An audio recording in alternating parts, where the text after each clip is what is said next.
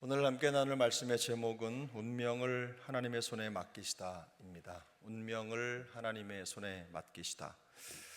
여러분은 사시면서 억울한 오해를 경험한 적이 있으십니까? 내 힘으로 풀어낼 수 없는 아주 깊고 침울하고 무거운 오해를 경험하면서 마음이 낭망하신 적이 있으셨습니까? 그런 일이 있을 때 그런 문제를 풀기 위해서 어떤 방법을 취해 보셨습니까? 해결하기 위해서 어떤 노력을 해 보셨습니까? 예수님은 지금 빌라도의 법정에 서서 신문을 받으시는 중입니다. 아무런 죄가 없으신 예수님께서 법정에 서신 것은 사소한 오해나 실수 때문이 아닙니다. 새벽에 제사장들이 장로들과 서기관들 곧 온 공회와 더불어 의논하고 예수를 결박하여 빌라도에게 데려갔다. 이 사실은 정상적인 재판의 과정을 묘사하고 있는 대목이 아닙니다. 이 새벽에라고 하는 표현에서 이미 예수님에 대한 재판이 불법적이라는 것을 짐작할 수가 있습니다. 그들은 처음부터 공정한 재판을 하려던 것이 아닙니다. 예수님을 죽일 것이라는 결론을 내려놓고 이 재판을 진행한 것이죠. 예수님을 빌라도의 법정에 넘긴 것은 유대 지도자들에게 사형 집행 권한이 없었기 때문입니다. 로마의 지배하에 있었기 때문에 그들에게는 법을 집행할 권한이 없었어요. 그래서 사형을 선고하고 그것을 로마 법정에 올려서 법관을 설득하는 거죠. 그렇게 해야 된다고. 법정에 서신 예수님은요, 내가 유대인의 왕이냐 라고 하는 이 빌라도의 질문에 내 말이 옳도다라는 짧은 한마디를 대답하셨지만 자신을 죽이려고 여러 가지로 모함하고 고발하는 공회원들의 빗발치는 목소리 앞에서는 아무런 변호도 하지 않으셨습니다. 이것을 이상하게 여기던 빌라도가 예수님께 묻습니다. 아무 대답도 없느냐? 그들이 얼마나 많은 것으로 너를 고발하는가 보라. 이렇게 말하지만 예수님은 여전히 아무 말씀도 대답하지 않으셨습니다. 예수님의 침묵은 매우 중요합니다. 우리는 단순히 이 침묵을 포기나 혹은 무능함이라고 봐서는 안 됩니다. 예수님의 침묵은 단지 그 당시 상황을 모면하거나 혹은 할 말이 없어서 고개를 숙인 것이 아니라 성경의 예언을 성취하는 과정이었습니다.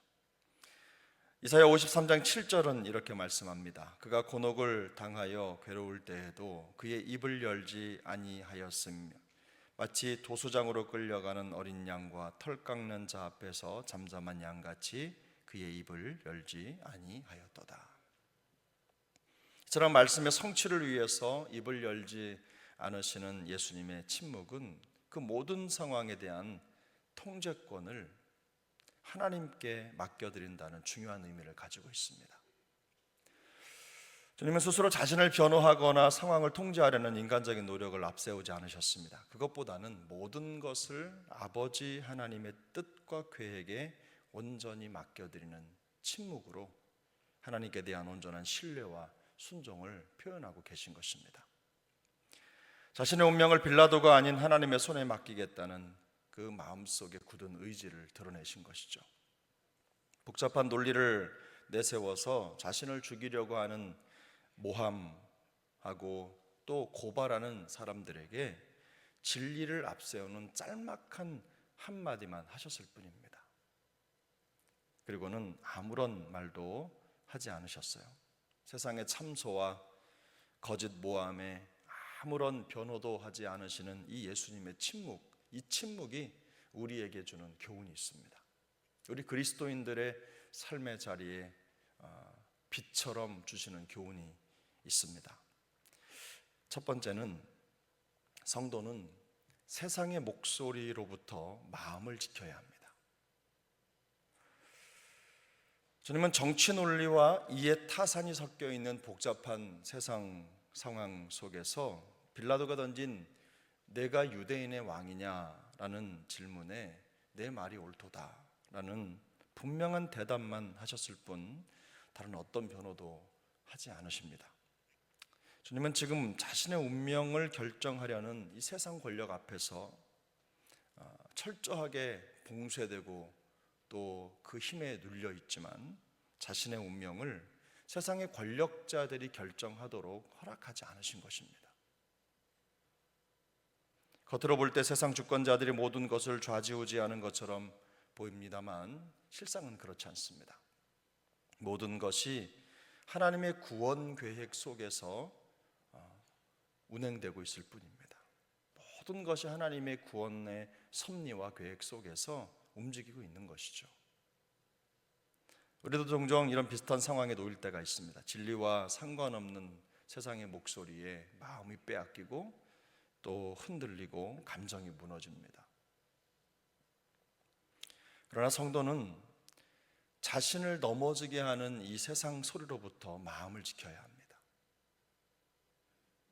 세상의 소리가 아니라 하나님의 소리에 귀를 기울여야 합니다. 신명기 28장 2절부터 6절은 이렇게 말씀합니다. 우리 같이 읽겠습니다. 내가 내 하나님 여호와의 말씀을 청종하면 이 모든 복이 내게 임하며 내게 이르리니 성읍에서도 복을 받고 들에서도 복을 받을 것이며 내 몸의 자녀와 내 토지의 소산과 내 짐승의 새끼와 소와 양의 새끼가 복을 받을 것이며 내 광주리와 떡 반죽 그릇이 내가 들어와도 복을 받고 나가도 복을 받을 것이니라. 이 모든 복의 말씀 앞에 조건이 하나 붙는데 내가 여호와의 말씀을 청종하면, 여호와의 말씀을 들으면, 여호와의 음성을 들으면 세상의 소리가 아니라 여호와 하나님의 말씀을 듣고 따르면 복을 받는다는 것입니다. 성도는 하나님의 소리에 마음을 쏟아 부을 때 복을 받습니다. 그러므로 세상의 목소리보다 하나님의 목소리를 더 크게 듣는 영적 감각이 살아있어야 하는 것입니다. 이게 쉽지는 않습니다만 그러나 이번 한 주간 연습해 보시기 바랍니다. 세상의 그 어떤 목소리, 또 우리를 참소하고 짓누르는 수많은 고소와 고발이 있을지라도 그런 소리보다도 하나님의 소리에 귀 기울이실 수 있기를 축복합니다. 그런 말 때문에 마음을 지키지 못하는 안타까움이 없기를 바랍니다. 마음을 지키고 하나님의 소리에, 그 소리에 우리의 귀가 활짝 열려서 주님의 음성으로 가득 채워진 우리의 심령이 될 수 있기를 소망합니다. 두 번째는 하나님과의 관계에 운명을 걸어야 합니다. 예수님은 여러 가지로 고발하는 자들의 말에 묵비권을 행사하셨습니다. 할 말이 없거나 유죄를 인정하고 포기하셨기 때문이 아닙니다. 주님은 이미 결과가 정해진 재판정에서 극악무도한 사람들의 마음을 돌리려고, 그들을 설득해서 더 나은 결과를 얻으려고 노력하지 않으셨습니다. 시간을 낭비하지 않으신 거죠. 그 대신 주님은 침묵하셨습니다. 예수님의 침묵은 자기의 운명을 사람들과의 관계가 아니라 하나님과의 관계에 거신 겁니다. 사람들과의 좋은 관계를 통해서 자기의 문제를 풀어보려고 하는 그런 마음의 유혹을 물리치시고 하나님과의 관계에 모든 것을 거신 거예요. 주님은 하나님 나라의 일이 이루어 가시는, 그 일이 이루어지는 그런 모든 길에 하나님의 계획이 있다는 것을 알고 계셨습니다. 그리고 그 섭리에 모든 것을 맡기신 것이죠. 결과가 처참한 십자가일지라도 그것이 주님의 계획이라면 가장 좋은 길이라는 것을 인정하신 것입니다. 그걸 믿으신 거예요. 하나님 아버지의 뜻에 자기의 영혼을 고정하셨기 때문에 어떤 말로도 자기를 변호하지 않으신 것입니다. 오로지 말씀의 성공과 하나님의 뜻의 성취를 위해서 도살장에 끌려가는 어린 양처럼 묵묵히 입을 열지 않고 그 길을 가신 것이죠. 성도에게 있어서 하나님과의 관계는요, 어떤 다른 것과 비교할 수 없는 가장 중요한 신앙생활의 최고봉 아닙니까? 주님과의 관계가 가장 중요한 거 아니겠습니까? 그래서 시편 기자는 이렇게 고백합니다. 73편 28절이죠. 하나님께 가까이함이 내게 복이라. 하나님께 가까이함이 내게 복이라. 내가 주 여호와를 나의 피난처로 삼아 주의 모든 행적을 전파하리이다. 성도가 누리는 최고의 복은 하나님께 가까이 하는 것입니다. 세상 사람들은요, 예수님처럼 세상의 목소리에 귀 막고 하나님과의 관계의 운명을 거는, 그래서 침묵하며 성도의 길을 가는 사람들을요, 이해하려고 하지 않습니다. 마치 빌라도가 예수님을 이상하게 여겼던 것처럼 하나님의 음성과 하나님께만 시선을 두고 살아가는 삶을 그렇게 반겨하지 않아요. 무슨 말이라도 덧붙여서 불이익을 당하지 않는 것이 옳은 일이라고 생각하기 때문입니다. 저 개인적으로도 그런 충동을 많이 받습니다. 뭔가라도 말해야 되겠고, 뭔가라도 변호를 해야 되겠고, 내가 불이익을 당하지 않으려면 어떤 말이라도 해야 되지 않겠는가, 내 입장을 밝혀야 되지 않겠는가 라고 하는 마음속의 유혹을 참 많이 받습니다. 그리고 그 유혹에 넘어지기도 합니다. 하지만 성도는 상황을 바꾸려는 그런 인간적인 노력으로 형통한 삶을 살 수 없습니다. 내 말과 내 지혜로 상황을 바꿔서 더 나은 삶, 하나님과 더 가까워지는 삶을 살 수 없다는 말입니다. 오히려 자신의 계획을 내려놓고 모든 상황과 심지어는 자기 인생의 생명까지도 하나님의 아버지의 손에 온전히 맡기는 것이 형통한 삶으로 가는 지름길입니다. 예수님의 침묵은 하나님의 계획에 대한 절대적인 신뢰와 순종의 표현이었습니다. 가장 강력한 표현이었죠. 아무런 소리를 내지 않으셨지만 세상의 어떤 소리보다도 더 큰 침묵의 함성으로, 침묵의 소리로 하나님께 대한 자신의 믿음을, 하나님의 계획에 대한 자기의 신뢰를 표현하고 계신 거예요. 실로 예수님의 침묵은 온 세상을 위한 하나님의 구원 계획을 이루기 위한 큰 걸음을 한 발 더 내디디시는 결단이었습니다. 그러므로 예수님의 침묵은 저항이나 반항의 침묵이 아닙니다. 하나님께 대한 믿음의 침묵이고 하나님의 계획에 대한 신뢰의 침묵입니다. 말씀을 따라 살기를 소망하는 성도에게도 하나님께 인생을 걸고 묵묵히 믿음의 길을 가는 침묵이 필요합니다. 그러나 성도의 침묵은 단지 아무런 말을 하지 않는 것이 아닙니다. 여러분, 성경을 펼쳐서 빌립보서 4장을 한번 같이 찾아 읽겠습니다. 빌립보서 4장 6절 7절 말씀입니다. 신약성경 빌립보서 4장 6절 7절 322면입니다. 신약성경 322면 함께 읽습니다. 아무것도 염려하지 말고 다만 모든 일에 기도와 간구로 너희 구할 것을 감사함으로 하나님께 아뢰라.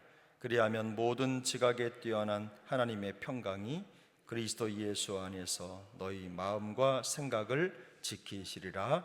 아멘. 우리 한 번 더 읽습니다. 아무것도 염려하지 말고 다만 모든 일에 기도와 간구로 너희 구할 것을 감사함으로 하나님께 아뢰라. 그리하면 모든 지각에 뛰어난 하나님의 평강이 그리스도 예수 안에서 너희 마음과 생각을 지키시리라. 아멘. 성도는 큰 소리 나는 말 대신 소리 없는 기도와 간구로, 그리고 감사와 신뢰로 마음과 생각을 하나님께 올려드립니다. 이것이 자기의 인생을 하나님께 맡기고 달려가는, 기도하는 성도의 침묵입니다.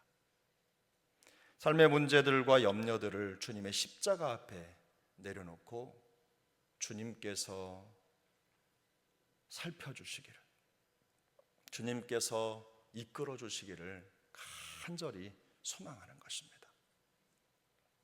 아무런 소리도 나지 않지만 그것보다 더 큰 목소리는 없습니다.